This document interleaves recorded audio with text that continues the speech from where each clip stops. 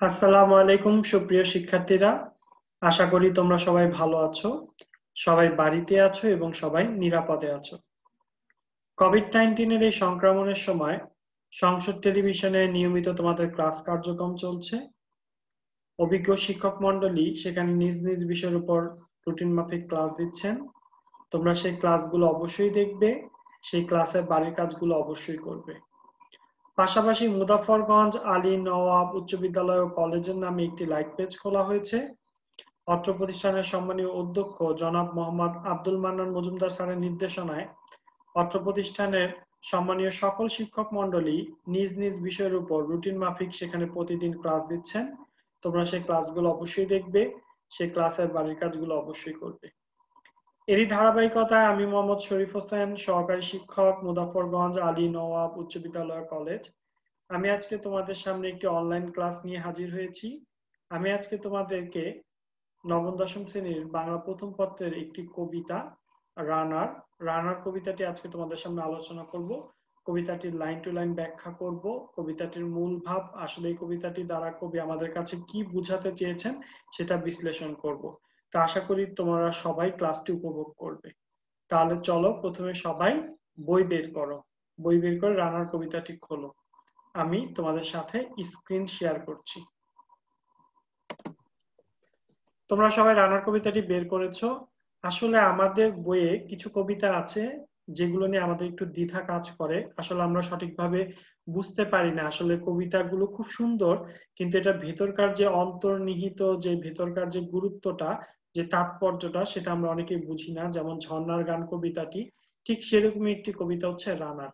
মানে এই কবিতাটা দ্বারা আসলে কবি কি বোঝাতে চাচ্ছেন আমাদের অনেকের কাছে বিষয়টি স্পষ্ট না, যার কারণে আমরা অনেকটা দ্বিধাদ্বন্দ্বে ভুগি এই কবিতাটি পড়ে, এবং আমরা অনেকেই যথাসাধ্য চেষ্টা করি যে এই কবিতাটা বাদ দেয়ার, কিন্তু এই কবিতাটা বাদ দেওয়ার কোনো সুযোগ নেই।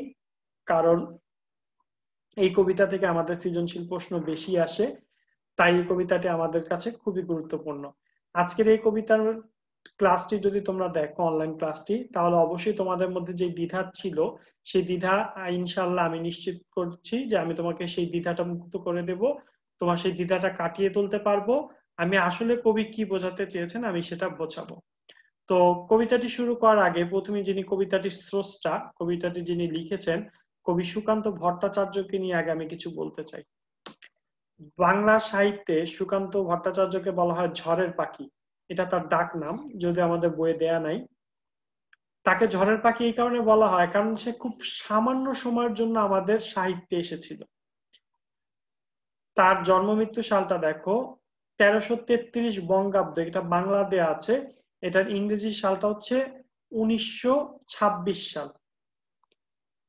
বঙ্গাব্দে কলকাতার কালীঘাটে জন্মগ্রহণ করেন। মৃত্যুটা দেখো 29শে বৈশাখ 1354 বঙ্গাব্দ, যেটা ইংলিশে হচ্ছে 1947 সাল।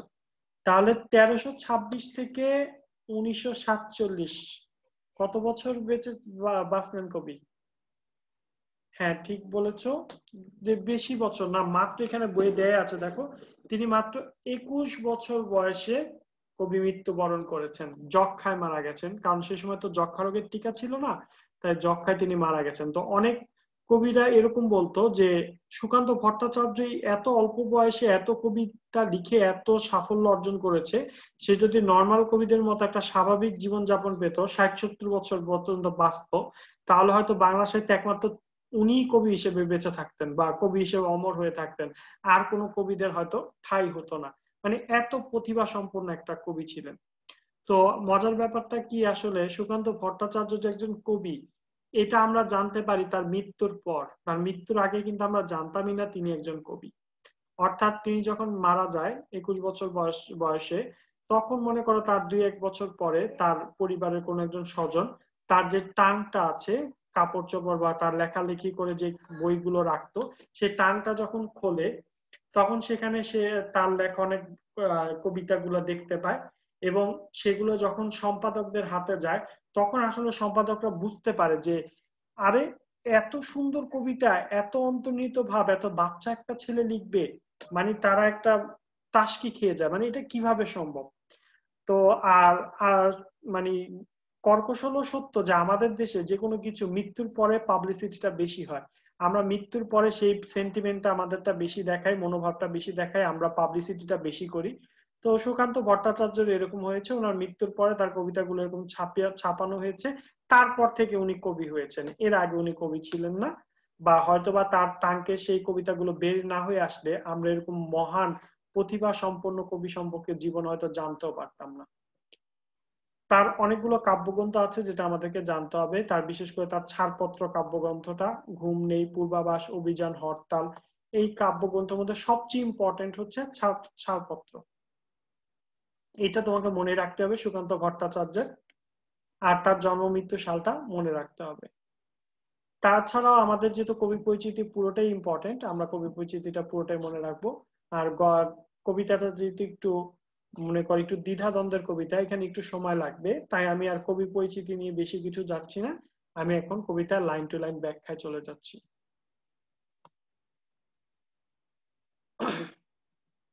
কবি শুরু করেছেন এভাবে: রানার ছুটেছে তাই ঝুমঝুম ঘন্টা বাজছে রাতে, রানার চলেছে খবরের বোঝা হাতে, রানার চলেছে রানার। এখন তোমার মনে প্রশ্ন আসতে পারে যে রানার কি স্যার? উসাইন বোল্ট যে দৌড়ের প্রতিযোগিতায় পুরো বিশ্বের চ্যাম্পিয়ন, অলিম্পিকে বারবার চ্যাম্পিয়ন? না, তেমন না। রানার যেটার বাংলা অর্থ হচ্ছে ডাক বাহক বা ডাক হর করা। এটা ছিল একটা পোস্ট, ব্রিটিশ আমলে এটা একটা পোস্ট ছিল, একটা চাকরি ছিল। সেই সময় তো মনে করো পরিবহন এতটা সহজলভ্য ছিল না, তাই সেরকম সেই সময় এরকম একটা পোস্ট ছিল, যে ব্যক্তিরা কি করতো এক শহর থেকে আরেক শহরে খবর দৌড়ে পৌঁছে দিত রাতের মধ্যে। অর্থাৎ মনে করো আমি ঢাকা আছি, সিলেটে আমি খবর পাঠাবো, এই খবরগুলা 2 দিন 4 দিন 5 দিন 10 দিন করে দৌড়ে দৌড়ে পৌঁছে দিত। বা মনে করো আমি এক শহর থেকে আরেক শহর যাব, এক গ্রাম থেকে আরেক গ্রামে যাব, খবর পৌঁছে দেব। এই খবর পৌঁছানোর জন্য একটা পোস্ট ছিল, সরকারিভাবে একটা পোস্ট ছিল, সেই পোস্টম্যানদেরকে বলা হতো ডাকঘর করা। এবং রানার নামটা এই কারণে রাখা হয়েছে কারণ তাদের কাজটাই ছিল দৌড়ের কাজ, তারা দৌড়ে সেগুলো পৌঁছে দিত।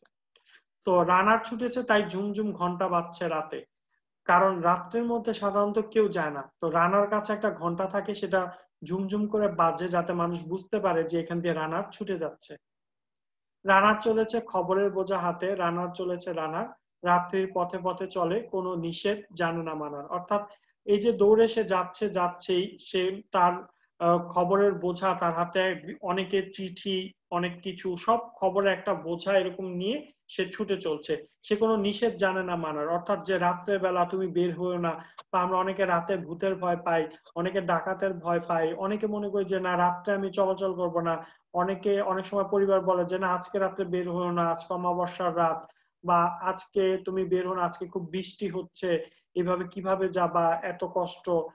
তো রানারের কাছে এসব কোনো কিছু ছিল না, যেহেতু তার এটা দায়িত্ব ছিল, তার এটা চাকরি ছিল, সে কোনো নিষেধই শুনতো না।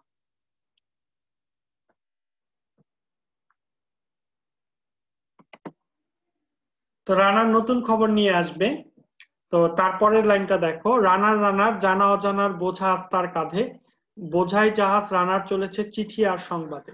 তো বলছে যে রানার রানার জানা অজানার বোঝা আজ তার কাঁধে, মানে সে জানে না তার কাঁধের মধ্যে কত কি চিঠি লেখে আছে, কতজন, অনেক আনন্দের, সুখের, দুঃখের, শোকের, বিভিন্ন তার জানা অজানা বিভিন্ন মানে বোঝা তার আছে। তো তার এতগুলা চিঠি মনে হচ্ছে যে সে যেন একটা বোঝাটাকে একটা জাহাজের সাথে তুলনা করছে, যে যা জাহাজ বোঝাই করে সে চিঠি সংবাদ করে নিয়ে ছুটে চলছে। রানার চলেছে বুঝি ভোর হয় হয়, আরো জোরে নানা দুর্বার দুর্জয়। যে রাত হয়ে যাচ্ছে, মানে ভোর হবে হবে, তাকে তো ভোরের আগেই পৌঁছাতে হবে। তখন রানা চিন্তা করে যে না, আমাকে এই বোঝা যত ভারী হোক না কেন, যতই হোক না কেন, আমি আরো জোরে দূরে দৌড়ে যাবো, আমি দুর্জয় হব, মানে আমি ভোরের আগে পৌঁছাবই, আমাকে আমি দুর্বার, আমাকে কেউ আটকাতে পারবে না, আমি আরো জোরে দৌড়াবো। অর্থাৎ কতটা পরিশ্রমের কাজ, এবং রানাররা কতটা দায়িত্বশীল ছিল, যে তারা ভোর হওয়া হবে, ভোরের আগেই তাদের পৌঁছাতে হবে, তাই তারা তাদের শরীরের সমস্ত শক্তি দিয়ে তারা দৌড়ে যেত এবং দুর্জয় হতো, যে তাদেরকে জয়ী হতেই হবে। তাদের দায়িত্বশীলতা, আসলে এখানে কবি রানারদের যে একটা দায়িত্ববোধ, দায়িত্বশীলতা, সেটা বুঝিয়েছে। তার জীবনের স্বপ্নের মতো পিছে সরে যায় বন, আরো পথ বুঝি হয় লাল অপূর্ব কোণ। এই লাইনটা হচ্ছে একটা ব্যাখ্যার লাইন, এবং অনেকে এই লাইনটা বুঝে না, এই লাইনটা তোমরা আন্ডারলাইন করো। তার জীবনের স্বপ্নের মতো পিছে সরে যায় বন। আসলে দেখো, আমরা যখন স্বাভাবিকভাবে হেঁটে যাই তখন সবকিছু গাছপালা বলো, চারটার সবকিছু মনে হয় কি যে আমাদের পিছনের দিকে যাচ্ছে, ঠিক আছে, আর আমরা সামনে এগিয়ে যাচ্ছি। তো রানারও যখন দৌড়ে যায় তখন রানারের পিছনে কিন্তু গাছপালাগুলো পিছনে চলে যায়। তো এটা আসলে রূপক অর্থ। এখানে কবি আসলে তোমাদেরকে বুঝিয়েছেন যে রানারের জীবনে কিন্তু অনেক স্বপ্ন পূরণ করা হয় না। সে তার রাতে তার সন্তানদের সাথে থাকবে, পরিবারের সাথে থাকবে, তার তার যে অনেক কষ্ট, সামান্য টাকা বেতন, এই টাকায় সংসার চলে না, এরকম অনেক স্বপ্ন যেমন তার পিছে সরে যায়। তো সেটার সাথে কবি তুলনা করছেন যে তার জীবনে অনেক স্বপ্ন কিন্তু পিছে সরে যায়। সে যেমন দৌড়াতে দৌড়াতে বন টন যা আছে সব পিছনের দিকে নিয়ে ফেলে যায়, দৌড়াতেই থাকে সামনের দিকে, সেরকম ভাবে তার জীবনে অনেক স্বপ্ন অসমাপ্ত থেকে যায় এবং স্বপ্নগুলো পিছনে চলে যায়। আরো পথ বুঝি হয় লাল ও পূর্ব কোণ, মানে সে আরো জোরে ছুটতে থাকে কারণ পূর্ব দিকটা মনে হয় লাল হয়ে যাচ্ছে, মানে সূর্য উঠবে, অর্থাৎ সূর্যের আগমনী বার্তা, কারণ সূর্য উঠলেই তো ভোর হয়ে যাবে, আর তাকে তো ভোরের আগেই পৌঁছাতে হবে, তাই সে আরো পথ মনে বলে বলে যে আমাকে আরো পথ আছে, আরো ছুটতে হবে। অবাক রাতের তারারা আকাশে মিটমিট করে যায়, কেমন করে রানার সবেগে হরিণের মতো যায়। তখন আকাশে যে তারারা, তারা অবাক হয়ে যায় যে একটা মানুষ হরিণ যেভাবে দৌড়ায় এত দ্রুত এত স্পিডে কিভাবে দৌড়াচ্ছে, মানে তাই তারা মিটমিট করে, মানে চোখ এরকম মিটমিট করে চেয়ে থাকে মনে হচ্ছে তারারা, যে রাত্রে তো ওখানে আর কেউ নেই, আকাশের তারারা আছে, তারা মিটমিট করে মনে হচ্ছে যে চেয়ে আছে এবং ভাবছে যে এত দ্রুত কিভাবে রানার দৌড়াচ্ছে, অর্থাৎ রানারের যে দায়িত্বশীলতাটা সেটা কবি বারবার বুঝাচ্ছেন। তারপরে দেখো,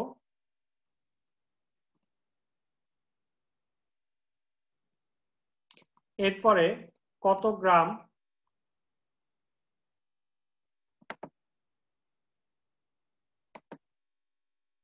আমরা দেখছি, দাঁড়াও একটু আমি বের করছি।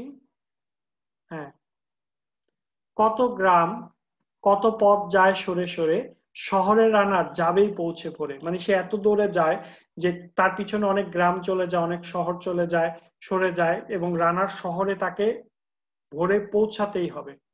হাতে লণ্ঠন করে ঠন ঠন, জোনাকিরা দেয় আলো, মাবই রানার, মাবই মানে হেইয়ো, মানে অনেক সময় আমরা কি করি, ওই যে দেখবা যারা ভারী কোনো কিছু তোলে বা সেটা বহন করে, তারা এক রকমের একটা সুর বলে যে আরো জোরে, এভাবে বলে তাদের শরীরে একটা স্পিড আসে। তো ঠিক সেরকম, যেহেতু ভোর হয়ে যাবে, ওর লণ্ঠনটা, ওর স্পিড যেহেতু অনেক বেড়ে যায়, তখন লণ্ঠনটা ঠন ঠন করতে থাকে, আর যেহেতু লণ্ঠনের আলোটাও কমে আসছে, তেলগুলা ফুরিয়ে আসছে, তখন জোনাকিরা সামান্য আলো দেয়, কারণ জোনাকি পোকা একটু আলো হয়, সেই আলোটা দেখে মাভই রানার, মানে হেইও রানার, রানার হেইও হেইও করতে করতে সে মানে আরো জোরে চলে, কারণ এখনো রাতের কালো অন্ধকারটা এখনো কিছুটা আছে, অর্থাৎ আমি, রানার ভাবে যে আমি ভোর হওয়ার আগে আগে আমাকে পৌঁছাতে হবে, এখনো তো রাতের অন্ধকার কিছুটা আছে।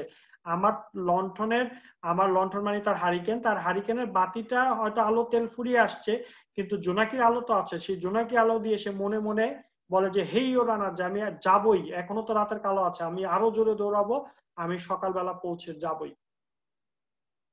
এমনই করেই জীবনের বহু বছরকে পিছু ফেলে পৃথিবীর বোঝা ক্ষুধিত রানার পৌঁছে দিয়েছে মেলে।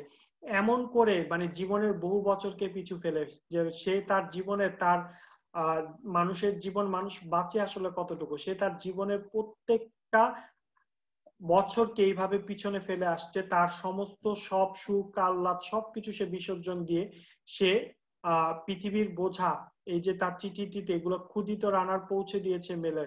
ক্ষুদিত বলতে এখানে ক্ষুধা বুঝায় নাই, এখানে ক্ষুদিত মানে দায়িত্ববান, দায়িত্ববান রানার সে এখানে মেলেই দিয়েছে সবার সামনে চিঠি, যে না আমি অসুস্থ থাকলে, শুয়ে বসে থাকলে হবে না, অনেকের অনেক রকমের নতুন খবর আছে, চিঠি আছে, এগুলো আমাকে মানুষের কাছে জানাতেই হবে।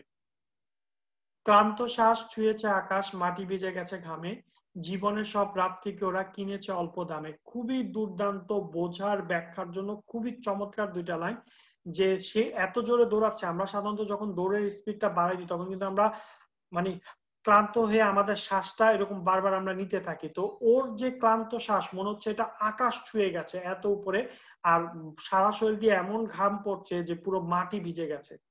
জীবনের সব রাত্রি ওরা কিনেছে অল্প দামে। আমরা জানি রাত্রের জীবনটা আমাদের আরামের জীবন, সেই সময় আমরা বিশ্রাম করি, আমরা ঘুমাই, কিন্তু এই মূল্যবান সময়টা ওরা দিয়ে দিয়েছে সেই চাকরিটার জন্য, যেই চাকরিতে ওরা সামান্য পরিমাণ বেতন পেত, অর্থাৎ এত কষ্ট, এত কিছু, তারপরও মানে যেই কাজ, এই কাজের বিনিময়ে তাকে লাখ লাখ টাকা দিলেও যেখানে তার পারিশ্রমিক হওয়া সম্ভব ছিল না, সেই জায়গায় সামান্য বেতনে তারা কাজ করত। তারপরের পৃষ্ঠা দেখো, 271 পৃষ্ঠা। অনেক দুঃখে, বহু বেদনায়, অভিমানে, অনুরাগে, ঘরে তার প্রিয়া একা শয্যায় বিনিদ্র রাত জাগে। মানে অনেক দুঃখ, বেদনা, অভিমান নিয়ে তার স্ত্রী ঘরে তার একা রাত জাগে, কারণ তারও টেনশন হয় স্বামী বেরিয়ে গেছে, তার কোনো সমস্যা হয় কিনা, স্বামীকে সে রাতে পাশে পাচ্ছে না, মানে সে, তারও ঠিক মতো, তার স্ত্রীরও তার চিন্তায়, তার স্ত্রীরও ঠিক মতো ঘুম হয় না। রানার রানার এ বোঝার টানার দিন কবে শেষ হবে। তখন কবি বলছে যে, হায় রে রানার, তুমি যে যে সামান্য বেতনে এত পরিশ্রমের একটা কাজ করছো, এই বোঝার কাজ করছো, চিঠি নিয়ে যাচ্ছ, এই দিন কবে শেষ হবে, কবে তুমি তোমার সঠিক মূল্যটা পাবে। তারপরে বলছে দেখো, রাত শেষ হয়ে সূর্য উঠবে কবে, ঘরেতে অভাব, পৃথিবীটা তাই মনে হয় কালো ধোয়া, পিঠেতে টাকার বোঝা, তবু এই টাকাকে যাবে না ছোঁয়া। তো বলছে যে রাত শেষ হয়ে সূর্য উঠবে কবে, মানে তোমার জীবনে এই পরিবর্তনটা কবে আসবে, কবে তুমি একটু এত পরিশ্রমের পরও একটা সুখে স্বাচ্ছন্দ্যে, একটা সম্মান নিয়ে এবং ভালোভাবে তুমি জীবন ব্যয় করতে পারবা, তোমার পরিবারের সকল চাহিদা মেটাতে পারবা। যেহেতু আমরা জানি যে তুমি যদি পরিশ্রম বেশি করো, তুমি বেশি ইনকাম করবা, তোমার পরিবারের ভালোর জন্য কিন্তু তুমি বেশি পরিশ্রম করো। কিন্তু রানাররা এত পরিমাণ পরিশ্রম করে কিন্তু সামান্য টাকা বেতন, এই টাকায় তাদের কিছুই হয় না। তো কবি আর কি জানতে চাচ্ছে যে তোমার রাত শেষ হয়ে সূর্য উঠবে কবে, মানে তোমার ভাগ্যের পরিবর্তন কখন হবে। তোমার ঘরেতে তো অনেক অভাব, তাই তোমার পৃথিবীটা তোমার কাছে কালো ধোঁয়ার মতো মনে হয়, পিঠেতে টাকার বোঝা, তবু এই টাকাকে যাবে না ছোঁয়া। রানাররা যে কতটা সৎ ছিল, তারা সামান্য পরিমাণ টাকা ইচ্ছা করে, তাদের পিঠে কিন্তু অনেক মানি অর্ডার থাকে, অনেক টাকা থাকে, কিন্তু তাদের অনেক অভাব, তারপরও তারা সেই টাকা, একটা টাকা সেখানে ছোঁয় না, বা তারা ইচ্ছা করলে পারতো যে টাকাগুলো নিয়ে আমি পালিয়ে যাই, সেই কাজটাও তারা কখনো করতো না। রাত নির্জন, পথে কত ভয়, তবুও রানার ছোটে, দস্যুর ভয়, তারও চেয়ে ভয়, কখন সূর্য ওঠে। দস্যু মানে ডাকাত, যে রাত নির্জন, একাকী, কেউ নাই, পথে কতই না ভয় থাকতে পারে, তারপরও রানার সে ভয়কে পরোয়া করে না, সে ছুটতেই থাকে। আবার তার মনে কিন্তু ডাকাতেরও ভয় আছে, যেহেতু তার সাথে অনেক টাকা পয়সা আছে, ডাকাতরা হয়তো তাকে খুন করে, রাতে কেউ নাই, কে তাকে বাঁচাবে, খুন করে তার টাকাও হয়তো নিয়ে যেতে পারতো। মানে কত ঝুঁকিপূর্ণ একটা জীবনের, ঝুঁকিপূর্ণ এত একটা কাজ এবং এত পরিশ্রমের একটা কাজ, কিন্তু তারপরও তার পারিশ্রমিক নাই। কিন্তু সে সেগুলোকে ভয় পেত না, সে ছিল দায়িত্ব সৎ। তার ভয় হতো যে কখন সূর্য উঠে যায়, মানে সূর্য উঠার আগে যেভাবে হোক, আমি দৌড়ে হোক, যেভাবে হোক, আমি শহরে পৌঁছাবই, এট এনি কস্ট, যে কোনো মূল্যে। কত চিঠি লেখে লোকে, কত সুখে, প্রেমে, আবেগে, স্মৃতিতে, কত দুঃখে ও শোকে, এর দুঃখের চিঠি পড়বে না জানি কেউ কোনোদিনও, এর জীবনের দুঃখ কেবল জানবে পথের তৃণ, এর দুঃখের কথা জানবে না কেউ শহরে ও গ্রামে, এর কথা ঢাকা পড়ে থাকবেই কালো রাত্রির খামে। দেখো কবি কি চমৎকার ভাবে একজন রানারের দুঃখের কথা তুলে ধরেছেন আমাদের সামনে। বলছে যে অনেক মানুষ তো চিঠি লেখে, অনেকে সুখের চিঠি লেখে, অনেকে প্রেমের, অনেকে আবেগের, অনেক স্মৃতির, অনেকে দুঃখের, অনেকে শোকের, কিন্তু আমাদের